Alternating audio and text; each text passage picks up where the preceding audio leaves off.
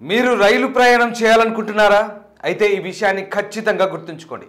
ఇకపై ticket cancellation చేసుకుంటే ప్రత్యేక ఛార్జీలు వసూలు చేస్తోంది రైల్వే శాఖ. అది కౌంటర్ నుంచి బుక్ చేసుకున్న, యాప్ లేదా వెబ్సైట్లో చేసుకున్న ప్రయాణికుడి టికెట్ ధరలోంచి డబ్బులు వసూలు చేయడం మాత్రం ఖాయం. అసలు ఈ ఛార్జీలు ఎందుకు వసూలు చేస్తుంది, ఎంతవరకు కట్ చేస్తుందో ఇప్పుడు తెలుసుకుందాం.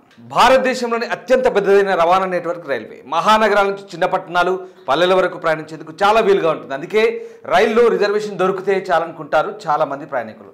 నెలల ముందుగానే బుకింగ్ చేసుకుంటూ ఉంటారు. అయితే బుకింగ్ చేసుకున్న టికెట్ వెయిటింగ్ లిస్ట్లో ఉన్నప్పటికీ క్యాన్సిల్ చేసినా ఆటోమేటిక్గా క్యాన్సిల్ అయినా ఛార్జీలు వసూలు చేసి మిగిలిన డబ్బులను తిరిగి చెల్లిస్తోంది. అదేంటో ఇప్పుడు క్లియర్గా తెలుసుకుందాం. ఈ కేస్ స్టడీలో ఓ మహిళ ఐఆర్సీటీసీ యాప్ నుంచి టికెట్ బుక్ చేసుకుంది. అయితే ఆమె ప్రమేయం లేకుండానే టికెట్ క్యాన్సిల్ అయింది. ఆ తర్వాత ఆమెకు ఒక మెసేజ్ వచ్చింది. మీరు ప్రయాణానికి ముందుగా బుక్ చేసుకున్న టికెట్ రద్దు చేయబడింది. అందువల్ల మీరు చెల్లించిన టికెట్ ధరలో రైల్వే క్యాన్సిలేషన్ ఛార్జీలు పట్టుకొని మిగిలిన డబ్బులు మీ అకౌంట్లో జమ చేయబడతాయంటూ మెసేజ్ పంపింది. ఆ మెసేజ్ చూసి సదరు బాధితురాలు కంగుతింది. తాను టికెట్ క్యాన్సిల్ చేయలేదని, ఆటోమేటిక్గా టికెట్ క్యాన్సిల్ అయినప్పటికీ బుకింగ్ ఛార్జీలో డబ్బులు పట్టుకొని మిగిలిన బ్యాలెన్స్ అమౌంట్ మాత్రమే క్రెడిట్ చేస్తామంటూ సందేశం వచ్చిందని చెబుతూ ఎందుకు ఇలా జరిగిందని ఐఆర్సీటీసీని ప్రశ్నించింది. దీనికి ఐఆర్సీటీసీ క్లారిటీ ఇచ్చింది.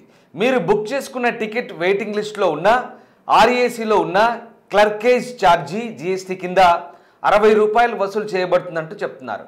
ఇది రైల్వే నిబంధన అంటూ స్పష్టత ఇచ్చింది. దీనికి సంబంధించిన పీడీఎఫ్ కాపీ కూడా సదరు మహిళకు పంపించింది.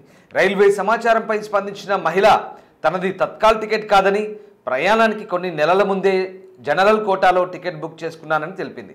జనరల్ కోటాలో టికెట్ బుక్ చేసుకున్నప్పుడు అది వెయిటింగ్ లిస్ట్ లేదా ఆర్ఏసీలో ఉండి టికెట్ క్యాన్సిల్ చేసినా, ఆటోమేటిక్గా క్యాన్సిల్ అయినా రైల్వే రూల్స్ ప్రకారం ప్రయాణికుడు క్లర్కేజ్, జీఎస్టీ ఛార్జీలు భరించాల్సిందేనంటూ స్పష్టంగా తెలిపింది.